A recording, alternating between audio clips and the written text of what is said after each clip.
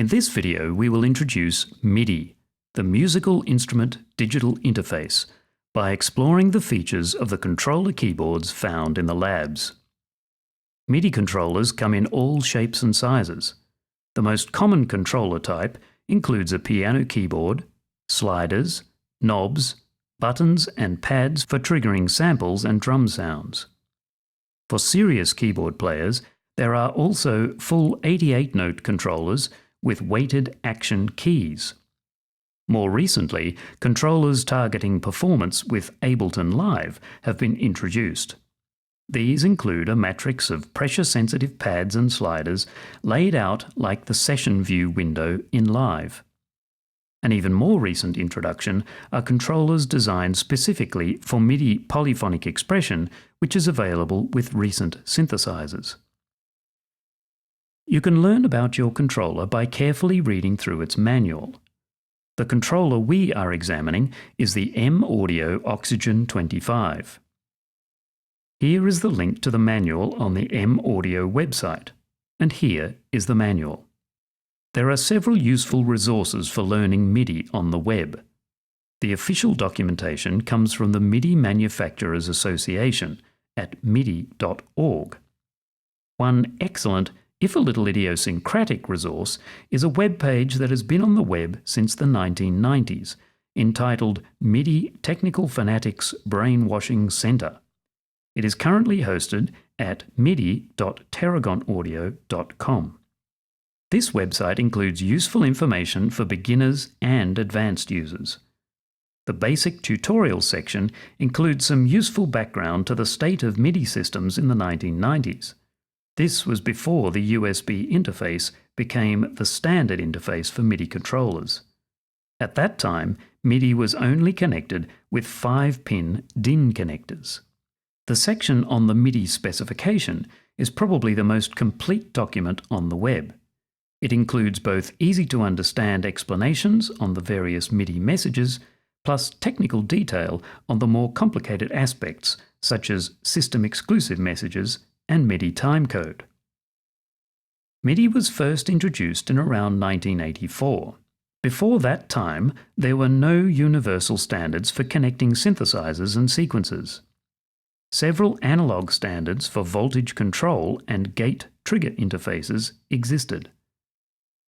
MIDI made it possible to interconnect controller keyboards and sequencers with drum machines and synthesizers from any manufacturer.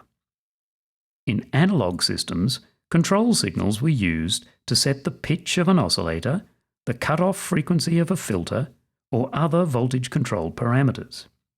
Gate signals were used to trigger the attack or release of an envelope generator, or a sample and hold circuit.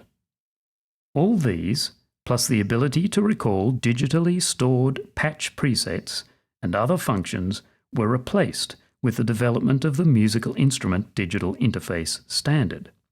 The MIDI standard includes both a physical interface standard using the 5-pin DIN connector and an asynchronous serial data interface running at 31,250 bits per second, and a digital protocol for representing musical events.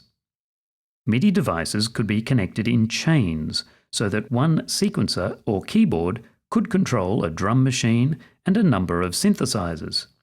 Therefore, MIDI includes the concept of a channel, one for each of up to 16 devices that could be connected in a chain via one cable from a single controlling device. The MIDI standard allows for a number of different musical signals to be transmitted.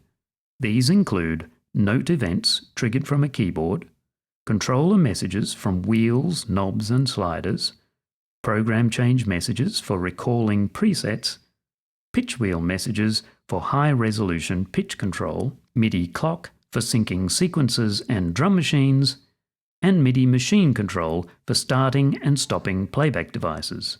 In addition to these, there are messages for configuring particular devices and storing data. These are called system-exclusive messages, as they are intended to be exclusive to the devices of one particular manufacturer. Most MIDI messages are made up of 2 or 3 numbers. The first number contains the MIDI channel and the MIDI message type. This number is called the status byte. Byte is computer programming jargon for numbers in a range from 0 to 255. The next 1 or 2 numbers are called data bytes. To differentiate between status bytes and data bytes, the data bytes are limited to a range of 0 to 127. It turns out that this is a useful range for musical values. Giving one number per semitone across more than 10 octaves and a resolution of 1 decibel change in level across a range of 127 decibels. 127 steps is not really enough for frequency control or fine pitch bend changes. Therefore, 2 data bytes can be combined to give a resolution of 127 times 127 for a full range of 16,129 for precision control. As I mentioned, the status byte contains both the channel number and the message type. For example, the program change message used for recalling synthesizer presets has a status byte in the range from 192 to 207. Status byte 192 is a program change message on channel 1, 193 is a program change on channel 2, and so on. Each channel is intended to address a different synthesizer in a chain of MIDI devices. Here we can see the MIDI values produced by the controller. The keyboard produces note on and note off messages. Observe the status byte for note on MIDI channel 1. The key or pitch number 60 is middle C, and the note on velocity, which measures how hard I hit the key. This keyboard produces note off messages with a separate velocity, which indicates how slowly I release the key. The rotary controls produce controller messages. Note the status byte for controllers on MIDI channel 1, the controller number, and the controller value or position. A slider is assigned to controller number 7, which is used by default for volume. The mod wheel is controller number 1. These buttons are set up as toggle switches and provide control change messages 127 for on and 0 for off. These buttons can be used to send program change messages that are used to recall patch presets. The drum pads give note on and off messages on channel 10. The pitch wheel provides pitch bend messages. In Macs, we have access to all these MIDI messages, and the MIDI pass object makes it easy to decode all the values.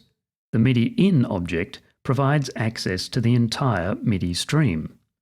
Alternatively, the note in and control in objects can be used to capture these message types alone. This controller is connected by USB, but other older devices may require a USB to MIDI 5-pin DIN interface. There are several of these on the market. In summary, MIDI is a flexible musical interface that has stood the test of time. Most digital audio workstations such as Pro Tools, Logic, and Ableton Live contain MIDI sequences whose task is to record and manipulate the basic MIDI data we have just described. Macs provides additional tools for employing MIDI for all kinds of creative tasks. Macs is the engine of Macs for Live, which integrates this programmatic approach into a conventional production workflow.